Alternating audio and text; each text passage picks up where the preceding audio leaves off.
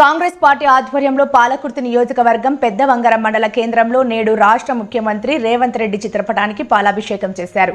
రాష్ట్రంలోని రైతులకు ముఖ్యమంత్రి రేవంత్ రెడ్డి ఏకకాలంలో 2 లక్షల రూపాయల రైతు రుణమాఫీ చేస్తానని ఒప్పుకోవడంతో రైతులంతా ఎంతో సంతోషంగా ఉన్నారని, రైతు కళ్ళల్లో ఆనందం చూస్తున్నామని మండల ఎంపీపీ మండల పార్టీ అధ్యక్షులు సురేష్ హర్షం వ్యక్తం చేశారు.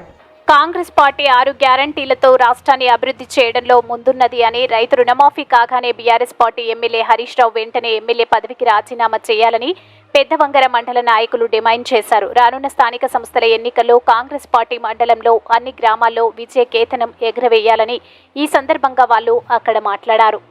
కాంగ్రెస్ పార్టీ నుండి గెలిపించుకోవాలని మన అందరి మీద బాధ్యత ఉంది కాబట్టి ఇచ్చిన అవకాశాన్ని రేవంత్ రెడ్డికి ధన్యవాదాలు తెలియజేస్తున్నాను. మన మండల తరఫున, అందరి తరఫున, మన కాంగ్రెస్ కుటుంబం పాలాభిషేకం రుణమాఫీ మన రేవంత్ రెడ్డి గారికి ఈరోజు రైతులకు రుణమాఫీ చేసిండు కాబట్టి పాలాభిషేకం చేయడం జరిగింది.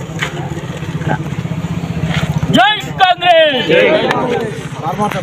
ఎన్నో కోరికలు చేస్తే పూటకు ఏదో మాటలు చెప్పి కళ్ళబొల్లి కబుర్లతో మాకు ఏ పని కాలేదని చెప్పుతున్న బీఆర్ఎస్ వాళ్లకు గుణపాఠం చెప్పడానికి 6 స్కీములు కొనసాగిస్తూనే ఉన్నాడు.